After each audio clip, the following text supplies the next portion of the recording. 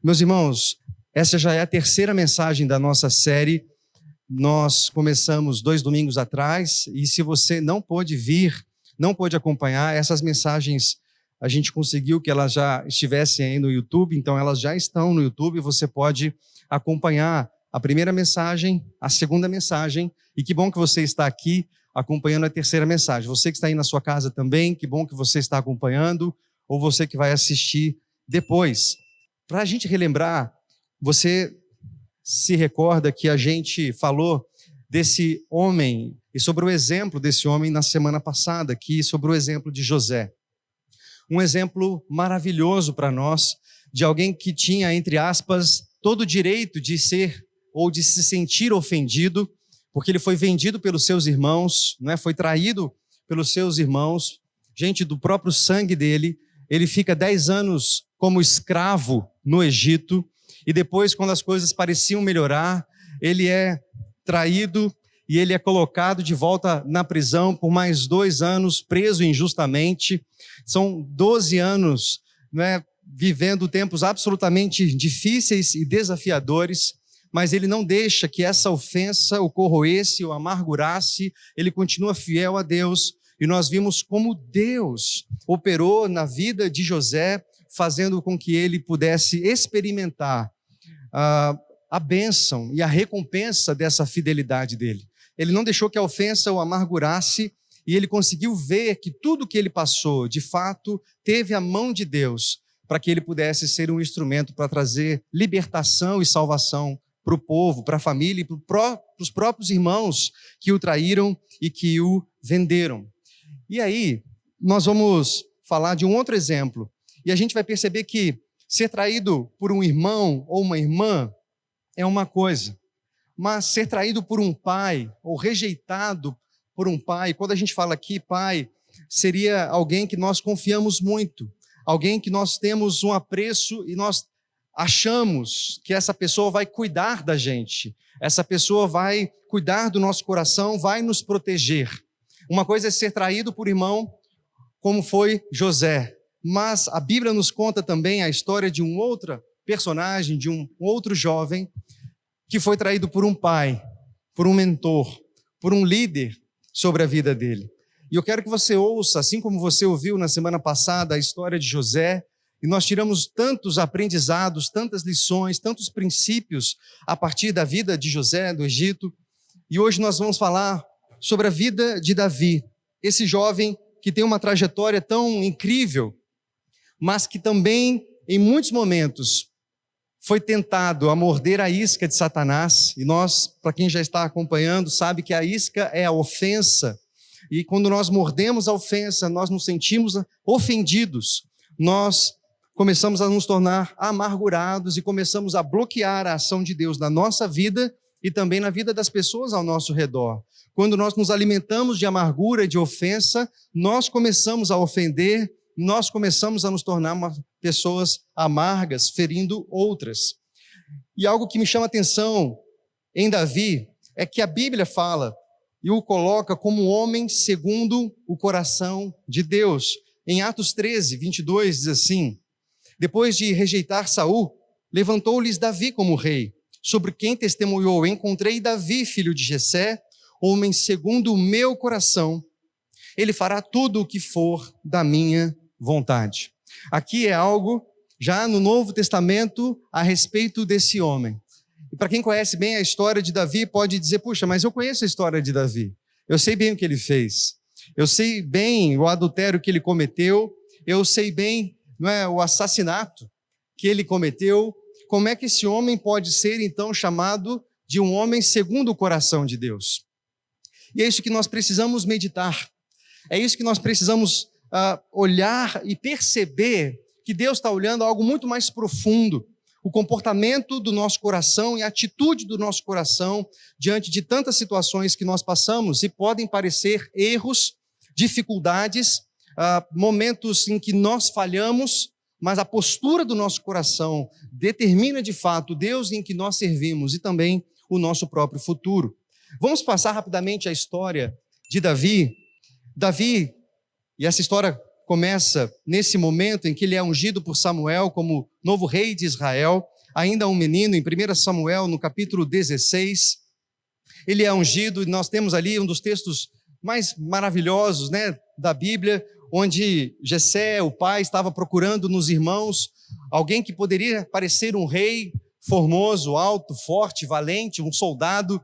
E aí Deus fala para Samuel: olha, eu não estou olhando a aparência, eu olho o coração. Não é nenhum desses irmãos aí fortes, esbeltos, é aquele ruivinho cuidando das ovelhas. E assim, Davi então é ungido.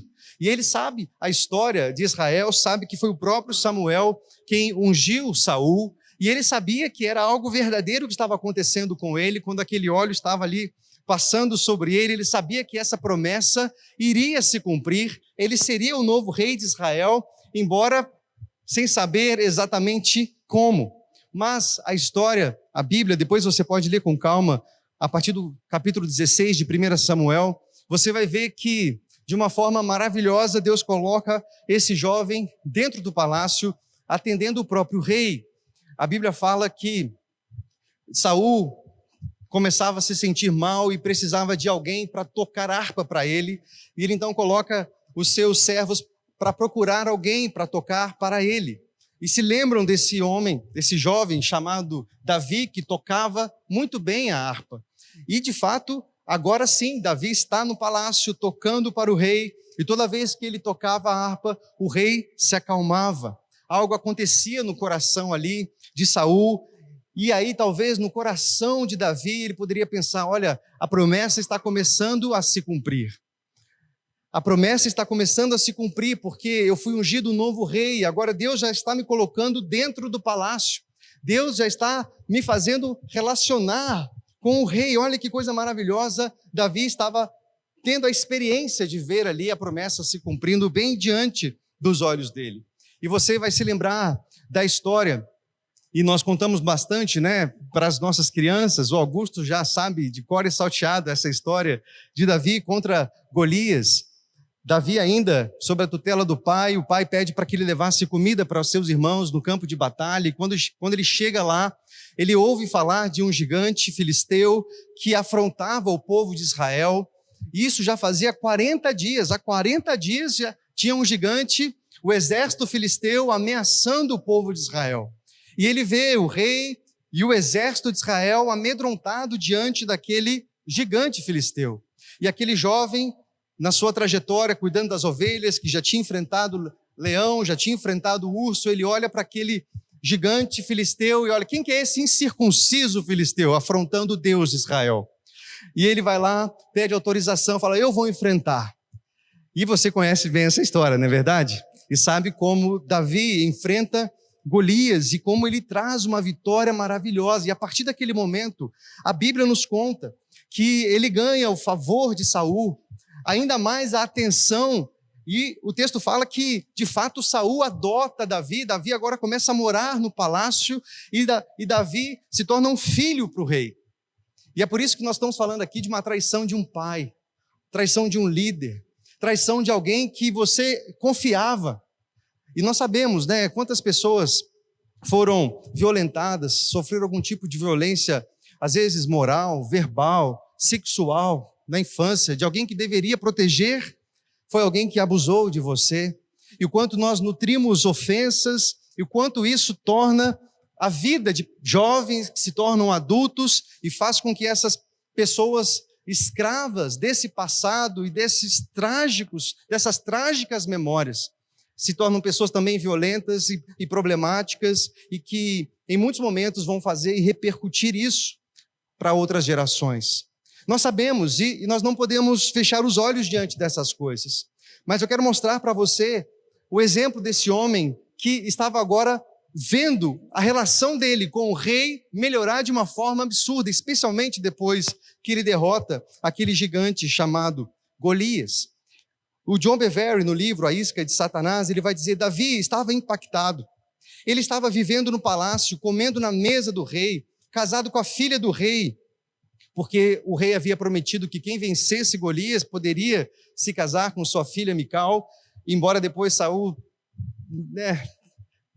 fez algumas tramóias ali, dificultou alguma coisa para Davi, mas de fato Davi consegue então se casar com a filha do rei. Ele se torna amigo de Jonatas, filho de Saul também, obtendo vitórias em todas as suas campanhas. Ele estava até mesmo conquistando o favor do povo. Imagina o coração de Davi. Ele podia ver a profecia se cumprindo diante dos seus olhos. Ele se lembrava que um dia o profeta havia imposto as mãos sobre ele, derramado óleo e ungido ele como o próximo rei de Israel. E agora ele estava comendo com o rei, amigo do filho do rei, casado com a filha do rei. Ele falando, a promessa já está tudo pronto para o negócio se cumprir. Agora é só questão de tempo para eu me tornar de fato o novo rei de Israel. Mas aí, queridos, veio uma reviravolta.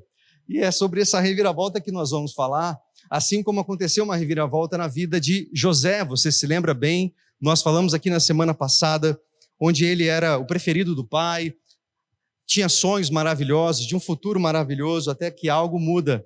Ele é vendido, e você se lembra? E aqui no único dia, de fato, as coisas começam a mudar para o nosso exemplo aqui, que é o Davi. Eu quero que você leia comigo, está aqui na frente, mas você pode abrir a sua Bíblia também, por favor. Em 1 Samuel, no capítulo 18, a partir do verso de número 5, diz assim: tudo que Saul lhe ordenava fazer, Davi fazia com tanta habilidade, que Saul lhe deu um posto elevado no exército. Isso agradou a todo o povo, bem como aos conselheiros de Saul. Quando os soldados voltaram para casa, depois de Davi ter matado o filisteu, as mulheres saíram de todas as cidades de Israel ao encontro do rei Saul, com cânticos e danças, com tamborins e com muitas músicas alegres e instrumentos de 3 cordas. Enquanto dançavam, as mulheres cantavam: Saul matou milhares e Davi dezenas de milhares. E começou isso a se tornar uma música em Jerusalém. Saul matou milhares, Davi dezenas de milhares. E qual foi o problema, querido? Saul morde a isca da ofensa. Ele se sente ofendido por causa daquilo. Ele se sente ofendido por causa daquele comportamento do povo. Ele era o rei.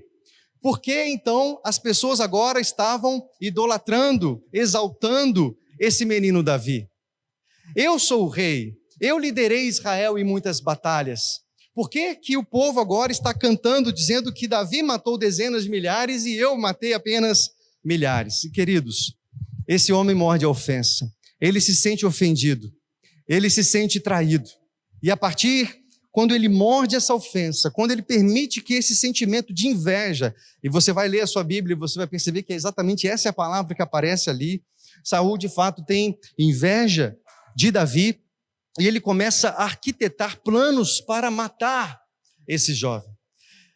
E Davi, que se encontrava na presença do rei para tocar a sua harpa, o texto bíblico vai nos contar que enquanto Davi estava ali tocando para o rei começa a ser consumido por esse sentimento de ofensa que produz traição, que produz ódio. Você já lembra dessa escadinha que nós já falamos aqui na nossa série? Ele pega simplesmente uma lança e ataca na direção de Davi. E o texto fala: eu quero pregar esse menino na parede. E isso acontece por 2 vezes. Por 2 vezes. Por 2 vezes. Saul tenta matar Davi com uma lança enquanto ele tocava. E chega um momento em que Davi olha aquela situação, percebe que o coração do rei agora estava alimentando ódio contra ele, já era uma situação insustentável, e ele não tem outra coisa a fazer a não ser fugir. E aqui começa, meu irmão, um período de deserto na vida de Davi. Quando nós falamos de deserto, queridos, nós estamos falando de um tempo árido, num tempo de dificuldade. Quantos aqui já ouviram falar do deserto? Quantos aqui já estiveram no deserto? Muitos, né? A gente tem esse costume, né? A gente fala assim, está no deserto, né? Esse deserto não passa. Que é aquele tempo de aridez espiritual. Um tempo em que você ora e não ouve Deus. Você tinha revelação e perdeu isso. Você tinha algumas proteções, algumas algo na sua vida estava tudo certo, na sua família, no seu trabalho, na sua vida financeira, e de repente vem algo e tira o seu chão, tira o seu comodismo, tira aquilo que te trazia segurança e você entra num período de deserto. Eu quero fazer uma outra recomendação aqui. O autor desse livro, né, o John Bevere, eu falo Bevere, não sei se é Bevere, tem gente que fala Bevere, eu falo Bevere. O John Bevere, ele tem um outro livro chamado Vitória no Deserto. É um livro excelente também, se você quiser anotar aí e já entrar no Mercado Livre, ou então ir na Plenitude ali, né, uma livraria pertinho da gente aqui, eu tô ligado. Esse dia eu achei a Glícia lá, cadê a Glícia? Tava a Glícia Radassa lá, comprando um devocionário. É uma beleza lá, né? A gente fica doidinho, quer comprar tudo. Então tem esse livro do John Bevere aí, chamado Vitória no Deserto, muito bom. Meus irmãos, mas é nesse período de deserto, e se nós vamos ver personagens da Bíblia, homens e mulheres, o quanto Deus faz com que essas pessoas passem por um período de aridez, porque são nesses períodos de aridez que Deus forja o nosso caráter. São nesses períodos de aridez, de sequidão, em que o nosso caráter é provado. Quando está tudo bem, meu irmão, a gente é um crente top de linha, não é verdade? Quando tem dinheiro na conta, os filhos estão bem, o casamento está top, você está promovido no trabalho, está tudo indo legal, você é o crente mais badalado, você é o cara, não é verdade? Agora, quando vem uma pressão, quando vem um tempo difícil, quando vem uma adversidade, seja financeira, seja na sua saúde, sabe aquele diagnóstico médico que você não está esperando, aquela notícia que você não queria receber e acabou recebendo, aquele tempo difícil, onde você não tem respostas, meu irmão, é nesse período de dificuldade em que nós somos forjados, em que nós crescemos espiritualmente. É nesse período de dificuldade é onde Deus promove as mudanças mais profundas no nosso coração. Tem um exemplo que o autor traz no livro, de uma árvore, uma jovem árvore, quando ela é plantada, o jardineiro, vamos colocar como o jardineiro que a plantou ali, coloca ela sabendo que ela vai precisar passar por chuvas, calor, talvez um calor como esse, né? Misericórdia, hoje cedo aqui estava tenso e agora à noite não diferente, né? Está bem quente, mas aquela jovem árvore vai precisar por todo tipo de clima e adversidade. E quanto mais ela for perseverante nesse período de dificuldade, mais as raízes dela vão se tornar fortes. E quanto mais fortes forem essas raízes, mais sólida essa árvore vai ser nos tempos de dificuldade. O autor chega a dizer que uma certa árvore, é exatamente depois de um inverno muito rigoroso, que ela dá as frutas mais doces. E nós precisamos também entender, querido, que nós precisamos desses períodos difíceis. Nós não gostamos desses períodos difíceis, mas são exatamente esses períodos de adversidade e de deserto que provam o nosso coração e nos fazem crescer em Deus. Não adianta nada você vir para a escola dominical ou assistir um culto, uma pregação onde a gente fala, você precisa perdoar. É só quando você passa por uma treta daquelas grandes e que você realmente precisa exercitar isso e você não queria. E talvez aquela jovem árvore tenha o desejo de olhar para o agricultor ou para o jardineiro e falar, me tira daqui. Mas ele sabe que é necessário que ela passe por aquela adversidade para que ela cresça, para que ela se torne mais sólida e profunda. Assim somos nós também, queridos. Nós precisamos desses períodos difíceis. É num período de escassez financeira, talvez num desemprego, ou quando você vê que a conta bancária, o seu salário não está dando. É nesse momento em que nós provamos a nossa fidelidade. É nesse momento que nós provamos aonde está o nosso coração. É no momento onde o seu casamento não está bem, onde você não está bem de saúde, recebeu... Queridos, são nesses momentos da vida em que nós, de fato, somos provados. E a provação, que é algo externo, que muda algo dentro de nós, diferente da tentação, né? Que é algo que nasce dentro de nós, nos muda, nos molda e nos faz pessoas melhores. Então, meus irmãos, se você passou, e claro que passa, e vai passar, porque isso não tem fim. Momentos de ofensa, que é o nosso grande tema, o nosso grande recorte dessas últimas semanas. Se você passou por situações em que você foi traído, situações em que você se sentiu magoado, ofendido, e talvez a sua reação foi: eu vou sair, eu vou abandonar meu casamento, eu vou sair de casa, não, eu vou mudar de trabalho, porque eu briguei com o meu chefe, eu vou mudar de igreja, porque eu briguei com pessoas lá. Quando a gente tem essa atitude de querer ser retirado, nós perdemos exatamente essa oportunidade de crescermos nesse período de dificuldade, de sermos lapidados e tratados, de aprendermos a perdoar, de aprendermos a caminhar a segunda milha, de aprendermos a viver o Evangelho.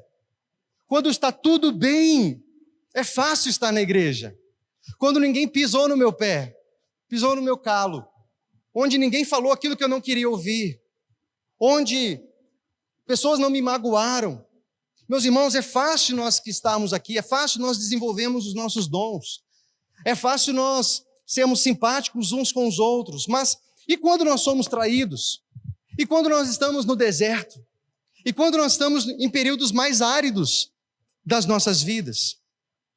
Meus irmãos, se você permitir que a ofensa cresça no seu coração, se você morder essa isca, pode ter certeza que ela vai promover morte cada vez maior no seu coração, na sua vida.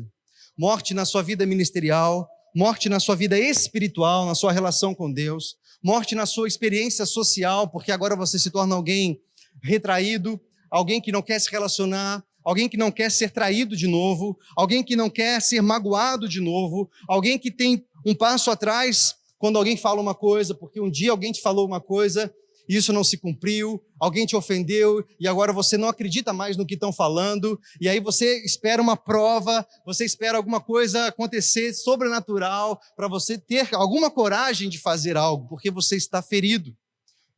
E nós precisamos realmente discernir esses momentos da vida, para que Satanás não nos aprisione. Eu vou ler para você uma outra frase. Observe que foi Deus e não o diabo quem colocou Davi sob os cuidados de Saul. Porque Deus não apenas permitiria isso, como também o planejaria. Porque o favor do rei foi exibido diante dos olhos de Davi somente para ser abruptamente retirado. Aquela era uma oportunidade fundamental para Davi se ofender, não apenas com Saul, mas também com Deus. Todas as perguntas não respondidas aumentavam a tentação de questionar a sabedoria e o plano de Deus. Davi era um candidato aqui perfeito, para agora começar a se tornar alguém ofendido por Deus. Por que Deus, você permitiu que eu fosse para a casa do rei? Por que o Senhor manda um sacerdote me ungir? Agora o Senhor me manda tocar para o rei, agora esse rei quer me matar. A sua graça está sobre mim e sobre o seu comando eu derroto o gigante chamado Golias. Por que o Senhor fez tudo isso? E agora ele poderia estar questionando Deus, questionando o próprio pai dele, o mentor dele, o rei Saul. O mesmo sentimento que poderia ter acontecido com José, você se lembra disso? Talvez ele pudesse ter questionado: por que você me deu esses sonhos? Por que agora meus irmãos me venderam? Por que agora eu estou preso? Por que agora eu sou um escravo? Por que agora o meu sobrenome foi cancelado? Por que agora eu tenho que começar do zero a minha vida? Meus irmãos, quantas vezes nós questionamos, ou somos tentados a questionar? E talvez na situação que você está vivendo agora, seja um momento em que você esteja questionando. Por que Deus permitiu isso? Por que isso foi acontecer com você? Por que não foi com outra pessoa? Por que teve que ser com você? Mas, adiantando essa história, nós vamos pular agora lá para o capítulo de número 24, e você vai perceber que Davi foge para o deserto, onde ele passa alguns anos, pelo que eu pesquisei, pelo menos de 7 a 9 anos, fugindo nesse período ali do rei Saul, alguém que ele confiava. Imagina, você está no palácio, desfrutando da promessa de Deus, e agora ser um errante no deserto. O texto bíblico vai nos contar que Saul reúne 3.000 dos seus melhores soldados e começa a ir atrás de Davi no deserto. E ele descobre que sacerdotes dão abrigo, alimento e direção para Davi, e Saul, no auge dessa loucura que ele estava no coração, ele mata 85 sacerdotes e dizima uma cidade inteira, por causa desse desejo insano no coração dele de matar Davi. Até que a gente chega lá no capítulo 24 de 1 Samuel. Lê comigo o versículo 4, depois eu vou pular para você lá para o versículo de número 11. Nós vamos ver que esses homens estavam numa caverna onde Davi também estava nessa mesma caverna no fundo. E olha só o cenário que Deus promove para Davi. Os homens que estavam com Davi disseram: este é o dia, Davi, sobre o qual o Senhor lhe falou. Entregarei nas tuas mãos o seu inimigo, para que você faça com ele o que quiser. Então Davi foi com muito cuidado e cortou a ponta do manto de Saul, sem que este percebesse. Eu encontrei essa fotinha aí no Google. Davi por trás ali, Saul estava com seus homens numa caverna. E é só Deus para promover, né, um cenário como esse, né? Davi agora tem a oportunidade de cortar a orla do manto ali do seu senhor, de Saul. Mas, na verdade, ele teria a oportunidade de se vingar. Ele estava diante dele uma oportunidade de matar aquele que estava perseguindo ele. E os homens disseram: olha, Davi, essa é a oportunidade de você matar Saul. Deus te deu essa oportunidade. Ele está aí, agora é só matar.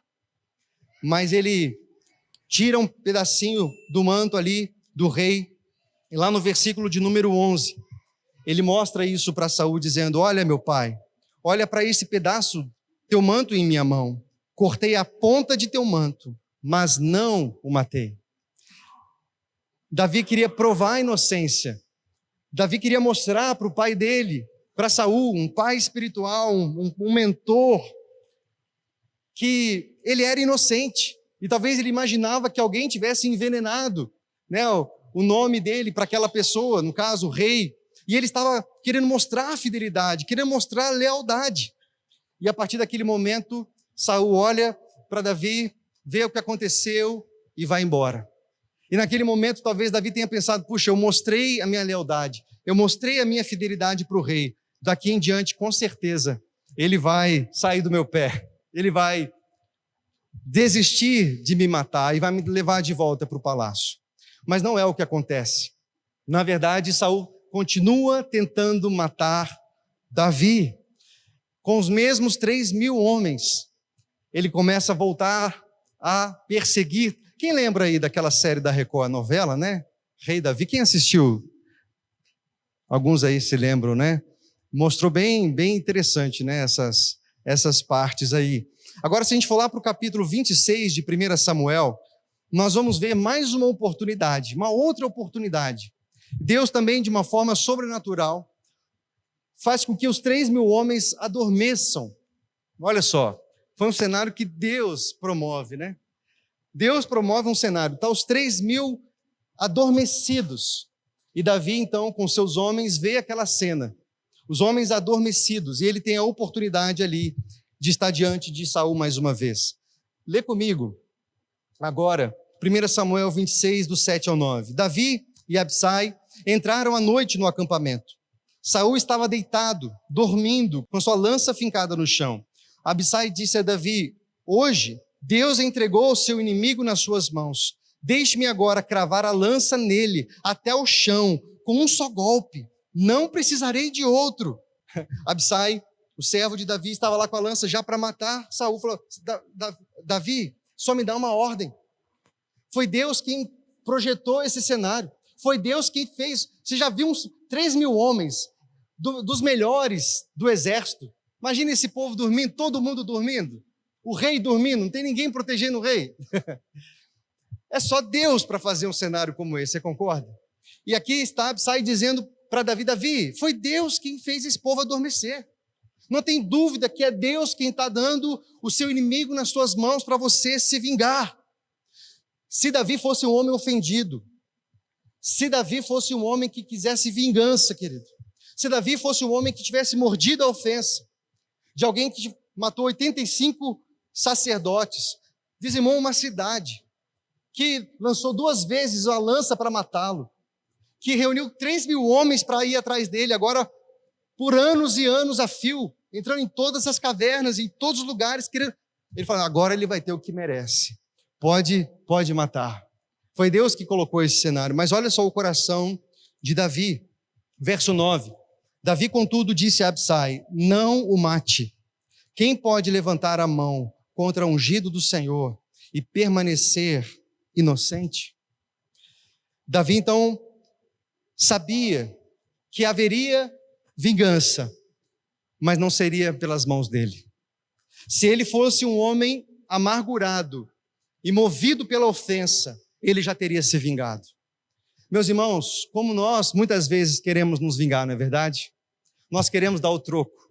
Nós queremos que a pessoa sofra aquilo que a gente sofreu, tenha o prejuízo que ela nos deu. Nós queremos que a pessoa não fique impune e nós nos sentimos impelidos. Mas, na verdade, o que está no nosso coração é a ofensa, é a amargura. A nossa motivação está errada. E aqui estava Davi diante de uma prova. Deus estava provando o coração dele. Qual seria a minha atitude nesse cenário? Qual seria a sua atitude nesse cenário? E eu quero mostrar para vocês aqui algumas razões que estavam diante dele.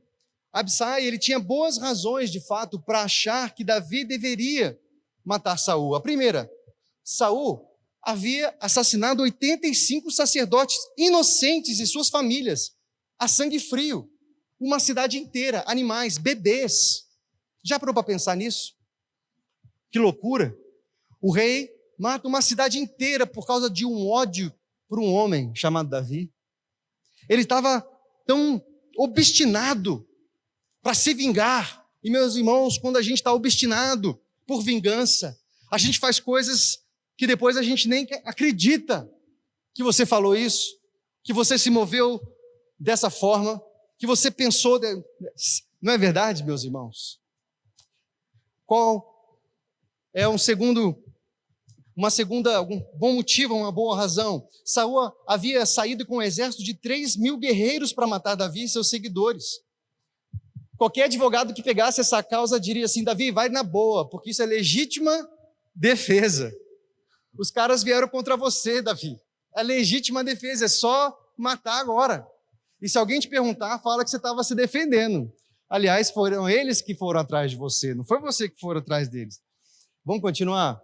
Mais uma razão aqui. Terceira razão. Deus havia ungido Davi através de Samuel como o próximo rei de Israel. E talvez Davi olhasse para esse cenário e falasse, eu já sou ungido. O profeta já me ungiu, o espírito já saiu do rei Saul, então está tudo certo, esse é o cenário perfeito, Deus preparou esse cenário. Absai, pode completar esse trabalho. Quarto motivo, ou quarta razão, Deus coloca todo aquele exército em profundo sono para que Davi e Absai pudessem andar até onde estava Saul. Por que mais Deus faria isso? Era um cenário sobrenatural, todos num profundo sono. Deus promoveu. Por que Deus promove um cenário como esse? Deus estava testando, trabalhando o coração do próximo rei de Israel. Olha só, todos esses motivos pareciam bons, eles faziam sentido. Então, se ele tivesse se sentido ofendido, teria se sentido inteiramente justificado e permitido que Absai encravasse a lança em Saul. Se ele tivesse um pinguinho de rancor, um pinguinho só no coração dele, movido pela ofensa, ele teria se vingado. Agora, eu quero que você preste muita atenção nisso que eu vou ler aqui agora, meu irmão. Muita atenção, por favor. Olha isso. Quantas pessoas hoje têm um coração como o de Davi? Não matamos mais com espadas físicas, mas destruímos uns aos outros com uma espada de outro tipo, a língua. A morte e a vida estão no poder da língua.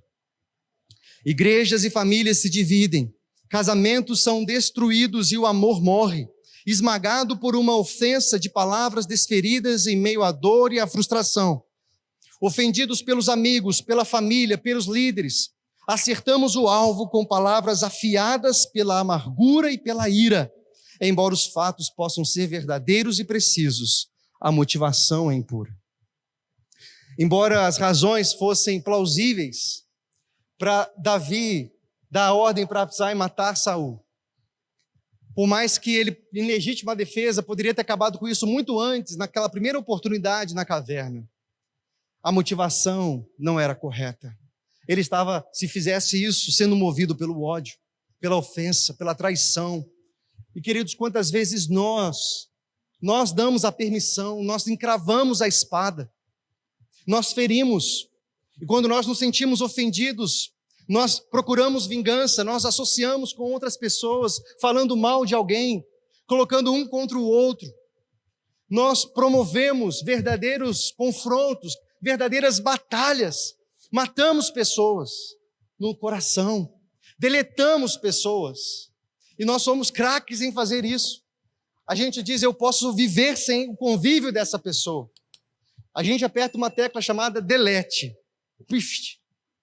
dá um clique num botãozinho chamado bloquear, deleta pessoas da nossa vida. E não apenas isso, com a nossa língua, ferimos, devastamos, e na verdade no nosso coração, nós estamos sendo movidos por uma ofensa, por algo que não foi resolvido. Eu já li esse texto para você na primeira palavra, primeira mensagem da série, quero repetir.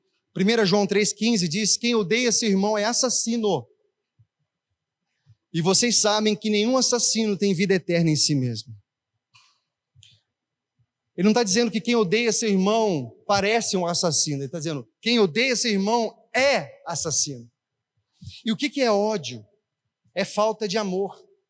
É aquele sentimento que a gente diz, olha, eu não desejo mal nem bem, mas eu quero que se exploda. Eu não quero ouvir falar o nome dessa pessoa mais. Aliás, tem gente que fala assim, eu não quero mal para a pessoa, não. Eu desejo super bem para ela, mas bem longe de mim. Quero nem ouvir falar o nome dela. Tira ela de perto de mim. E a gente fazendo assim, meus irmãos, nós nos movemos por algo que nós deixamos crescer no nosso coração. E a gente acha que nós estamos promovendo paz quando nós fazemos isso, mas na verdade é o engano de Satanás. Isso traz mais rancor, traz mais ódio. Quanto mais Saul alimentava essa ofensa, mais ele estava obstinado por assassinar Davi. Quanto mais ele se tornava cego, quanto mais o tempo passava, mais preso no cativeiro ele se encontrava. E quando nós não nos percebemos nessa situação, meu irmão, você acha que está livre, mas na verdade você está preso. Você acha que você está no ápice da sua liberdade, mas na verdade você está no mais profundo do cativeiro que Satanás tem para você. A sua vida espiritual não é mais a mesma. As suas relações não são mais a mesma. O seu ministério você não desenvolve mais da mesma forma. Você está bloqueado, meu irmão, esse é um princípio tão profundo. No Pai Nosso, quando nós falamos, Pai, perdoa as nossas ofensas. A gente está, Deus, me perdoa se eu te ofendi com o meu pecado. Mas a gente diz assim, Pai, perdoa as nossas dívidas, as nossas ofensas, assim como nós perdoamos as ofensas dos nossos devedores ou dos nossos ofensores. Olha que loucura isso. A gente está dizendo para Deus perdoar as nossas ofensas, assim como a gente perdoa as pessoas que nos ofenderam. Mas, na verdade, a gente bloqueia as pessoas, a gente não perdoa essas pessoas. A gente rompe relacionamento com família. Filhos que não conversam com pais, pais que não conversam com filhos. Pessoas que passaram a vida inteira sendo amigos na juventude, hoje não se falam mais. Pessoas que mudam de igreja em igreja, pulam de igreja em igreja, de igreja em igreja. Porque, na verdade, meus irmãos, estão com o coração sangrando, foram ofendidas, não conseguem voltar mais para o ministério, porque o líder ofendeu. Eu volto para o louvor se o líder for outro. Eu volto para a igreja se o pastor mudar. Eu volto a fazer uma coisa ou fazer outra, se aquela pessoa não for mais na igreja. E se essa pessoa deixar de vir na igreja, azar o dela. Eu não estou nem aí para pegar meu telefone, marcar uma visita e consertar as coisas. Porque, na verdade, nós estamos... Mas, meus irmãos, nós precisamos ser alertados pela palavra de Deus. Aquele que odeia seu irmão e odiar não é algo histérico, apenas que deseja matar, mas é a falta de amor, é a indiferença, é aquele sentimento de tô nem aí. A Bíblia está dizendo, se você está nem aí para o seu irmão, você é assassino. E o verso 16, você sabe bem, né? 1 João 3,16, quem lembra? Talvez você lembre de João 3,16, né? Deus amou, a gente fala do amor de Deus, né? Porque Deus amou o mundo de tal maneira que deu, isso é maravilhoso, né? Mas em 1 João 3,16, que é o verso seguinte desse daí, nisso conhecemos o amor. Cristo deu a sua vida por nós, e nós devemos dar a vida pelos nossos irmãos. João 3,16 a gente sabe de cor, mas eu penso que a gente deveria saber também 1 João 3,16. Nisto conhecemos o amor. Cristo deu sua vida por nós, e nós devemos dar a vida pelos nossos irmãos. E a gente precisa se questionar, será que eu quero o contato com essa pessoa para me vingar? Para ela pagar centavo por centavo das palavras que ela disse? E das coisas que ela fez para mim? Qual é a nossa motivação? E uma boa pergunta para a gente fazer é, você morreria por essa pessoa? E muitos argumentam olhando para Jesus, não, mas Jesus era um cara nervoso, ele entrou no templo, saiu chutando tudo, falando um monte sobre os religiosos e tal, e tal, e tal. É verdade, Jesus confrontava, mas Jesus morreu pelos fariseus, Jesus morreu pelos religiosos, Jesus morreu por cada uma dessas pessoas. Jesus morreu pelas pessoas que bateram nele, que cuspiram nele, que clamaram para que ele fosse crucificado. Tem um outro texto, eu quero finalizar com esse slide aqui. Romanos 12:19 diz assim, amados, nunca procurem vingar-se, mas deixem com Deus a ira, pois está escrito, minha é a vingança, eu retribuirei, diz o Senhor. Davi escolheu deixar aquela situação de Saul com o Senhor. A Deus pertence a vingança. Eu não vou tocar no ungido do Senhor. Não, mas ele não era ungido mais, você que era ungido agora. Não interessa.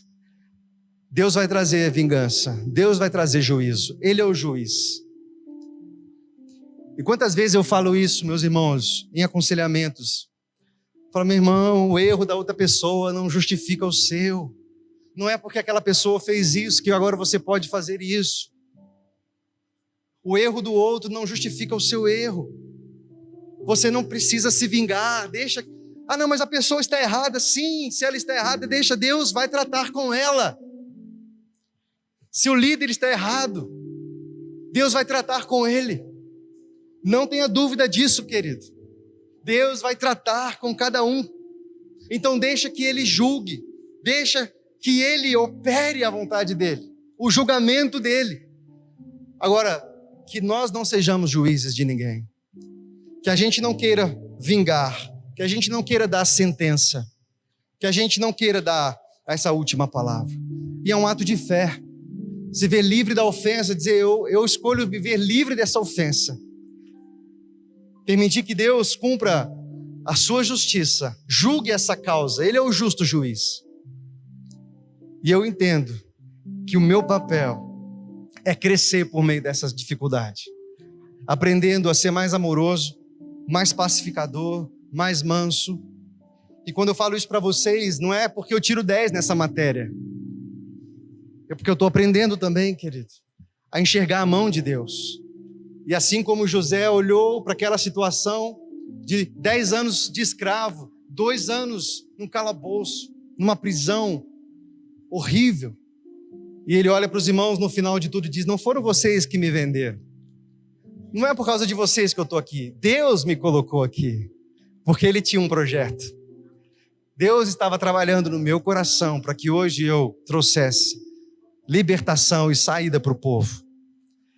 E Davi, talvez por isso, querido, não é porque ele era um homem perfeito, e nós sabemos das falhas muito bem de Davi, não é verdade? Mas talvez por isso ele é chamado o homem segundo o coração de Deus. O homem que aprendeu a olhar com o olhar do Senhor. Deixar que Deus vingasse, Deus fizesse justiça.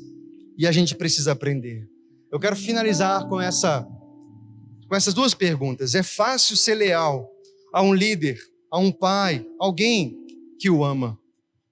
Mas e quando alguém está determinado a destruí-lo? E quando essa pessoa decepciona você? E quando essa pessoa faz algo que te desagrada, que te ofende? Você quer ser um homem, uma mulher segundo o coração de Deus? Ou quer procurar se vingar? Você quer procurar vingança? Ou quer ser um homem segundo o coração de Deus? Uma mulher segundo o coração de Deus? Ser tratado, se ver livre do peso da ofensa. Enxergar a mão de Deus tratando a sua vida, curando você, forjando o seu caráter e permitindo que você cresça. Meu irmão, eu sei que é uma palavra que nos confronta, mas que haja disponibilidade no meu coração e no seu coração para deixar o Espírito Santo promover essas mudanças em nós. Amém? Vamos ficar em pé, queridos. Se você puder fechar os seus olhos. Do que eu falei mais chamou sua atenção? Você consegue lembrar de agora alguém que feriu você? Talvez um pai, um líder, alguém que você confiava tanto, alguém que você tinha uma expectativa de proteção, de segurança, e você se viu no deserto. Talvez pessoas da sua família, seus pais, seu marido, a sua esposa, pessoas que você confiava. Meu irmão, deixa o Espírito Santo levar você até essas pessoas. E eu gostaria que você fizesse a sua oração agora, dizendo: Deus, me ajuda a enxergar a sua boa mão. Eu não quero morder essa ofensa e alimentar essa ofensa mais e mais. Traz cura ao meu coração, Senhor. Me ajude a perdoar. Me ajude a procurar essa pessoa e pedir perdão de uma forma verdadeira, de uma forma profunda. Porque por mais que eu ache que isso está debaixo do tapete, não está. Apresenta suas dores, apresenta suas frustrações. E se algo que Deus quer fazer, meu irmão, é restaurar. Talvez você tenha uma lista gigante de argumentos para justificar a sua reação. Davi também tinha uma lista de argumentos para se vingar, mas ele não fez. Saul de fato foi vingado, mas foi vingado pelos filisteus. Ele morreu em batalha. Houve juízo, mas não pelas mãos de Davi. Deus é um justo juiz, meu irmão. Não queira você ser o juiz. Eu quero te convidar. Nós não vamos chamar aqui à frente por questões sanitárias, de segurança nesse sentido, mas eu gostaria que você, aí do seu lugar, sinalizasse para Deus. Pedisse perdão pelas vezes que você assassinou pessoas no seu coração. Pessoas que no fundo, na verdade, você ama. Pessoas que no fundo, você tem lindas lembranças. Pessoas que você admira. Pessoas que no fundo você gostaria de estar perto, partilhando a sua vida. Mas por causa de ofensas, de situações que foram graves, é verdade. Mas entenda que Deus, o justo juiz, deseja levar você para um nível de maturidade, de refinamento, e você precisa encarar essas adversidades como alguém que deseja vencer, ser aprovado. Peça ajuda do Senhor, peça ajuda do Espírito Santo para se reconciliar com essas pessoas. Não permita que isso fique do jeito que está, querido. E se você tem qualquer intento de vingança, abra mão agora, nessa noite. Fala, Deus, eu abro mão desse sentimento de me vingar, Pai. Eu deixo nas tuas mãos nessa noite. A vingança está em tuas mãos, o juízo está em tuas mãos, mas a mim, Senhor, eu quero ter paz com todos. Eu quero manifestar a graça, o amor.